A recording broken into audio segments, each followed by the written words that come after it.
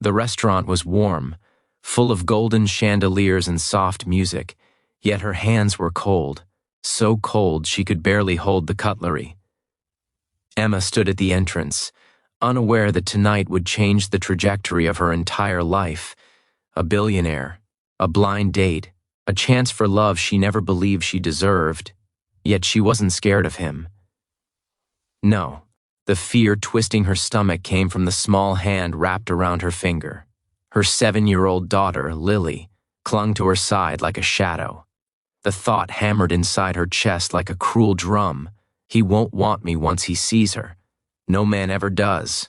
If you believe in kindness, new beginnings, and second chances in life, pause for a moment. Like, comment, share, and subscribe so more people can feel stories like this in their hearts.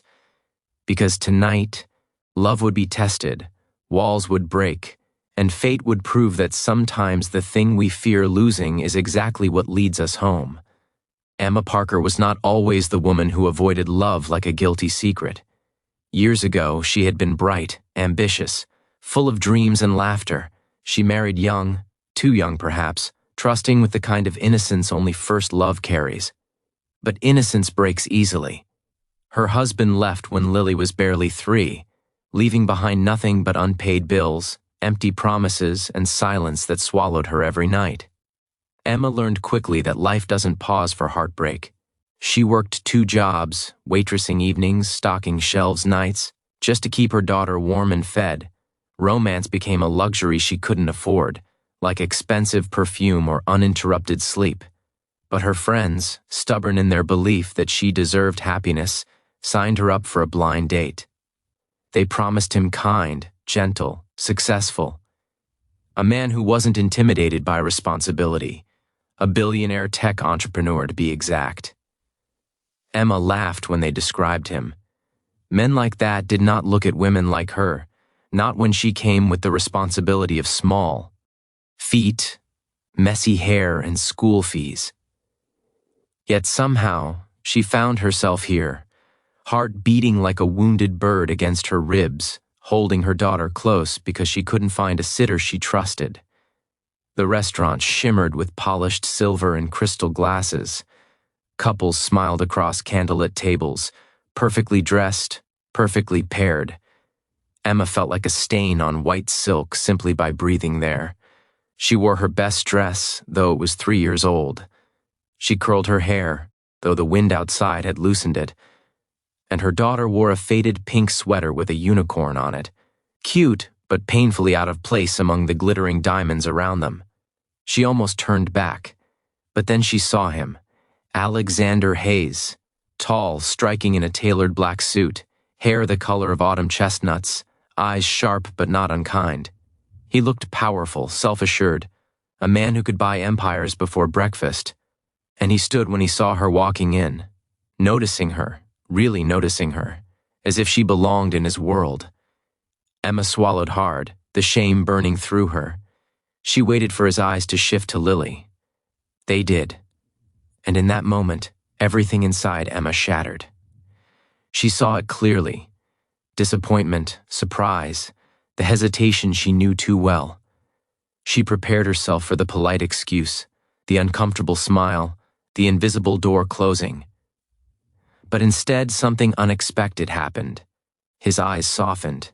He stepped forward, not toward Emma, but toward Lily, kneeling slightly to her level. The room blurred around Emma. Sounds dimmed, time stilled as she watched him gently smile at her daughter, asking if she liked unicorns, because his niece adored them. Emma stood frozen, breath tangled in her throat. Men didn't do that. Not here. Not with her. Dinner began with awkwardness, not because he was distant, but because Emma was terrified to breathe wrong, terrified Lily would spill juice, terrified every giggle, every question would push him away. She tried too hard to control. Everything. Lily's movements, her volume, the way ketchup smeared on her hand. But Lily was a child, beautifully chaotic, innocent, unfiltered. And soon, she was telling Alexander about her school play and how her sneakers lit up when she ran. Emma apologized more times than she spoke. She apologized for Lily talking too much, for Lily asking questions, for Lily dropping her fork, for being a mother who came with baggage. But every time, Alexander smiled gently and said the same quiet line that made Emma's heartbeat tremble. "She's part of you." He said it once when Lily knocked her juice over. He said it when she crawled off her chair to pick up her crayon. He said it when Emma tried to explain she didn't want to impose motherhood upon anyone. "She's part of you."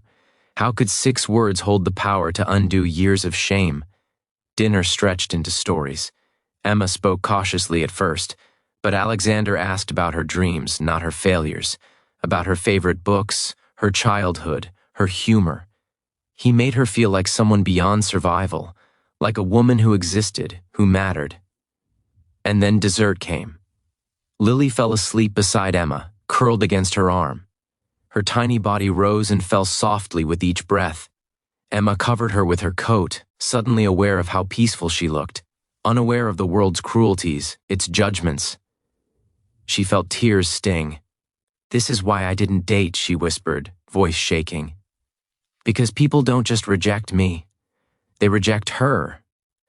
Alexander watched her quietly, like someone seeing a painting others had walked past. Then he said words she would never forget.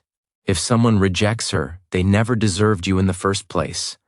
The sentence broke something deep, a dam Emma had built from pain, humiliation, abandonment. No man had ever seen her motherhood as strength, only burden. She didn't expect to cry, especially not in front of someone like him, someone who didn't know how hard it was to choose between groceries and electricity bill, someone who never had to count coins at a bus stop. But she cried anyway. And Alexander didn't look away. He didn't offer pity or charity. He offered presence.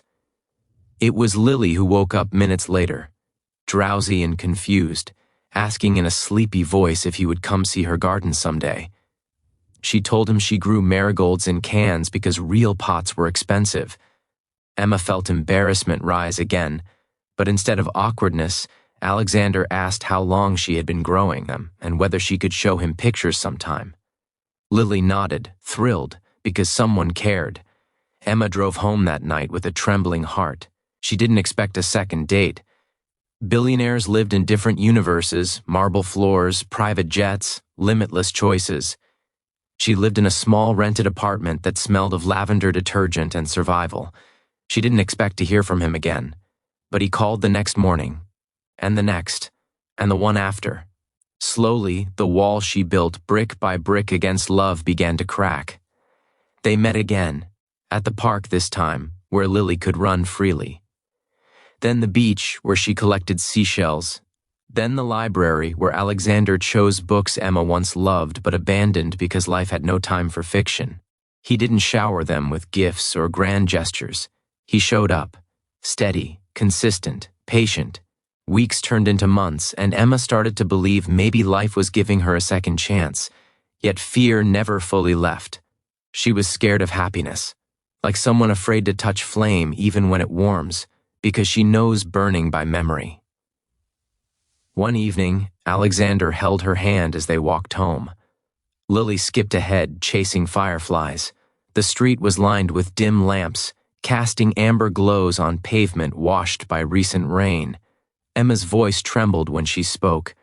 "I'm scared you'll change your mind one day," she admitted, "that you'll wake up and realize you deserve someone simpler, someone without a child, without so much past."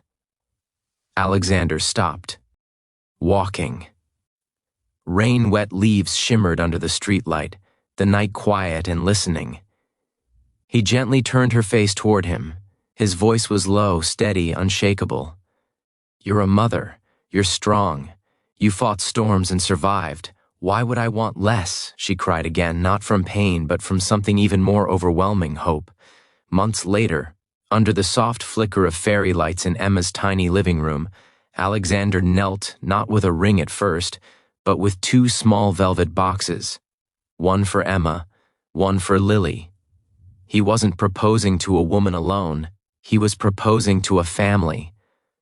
That night, Lily ran into his arms, whispering if he would be her forever, and Alexander nodded with eyes shining, promising quietly he would never leave.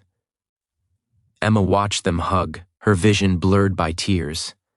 Not sadness this time, but healing. Life did not give her the love she expected.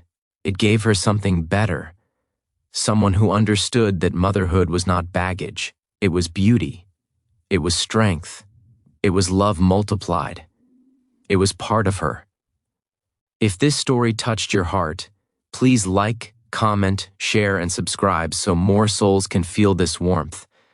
Because love like this deserves to be remembered. Before I end, tell me in the comments, should every woman be loved with her child, not in spite of them?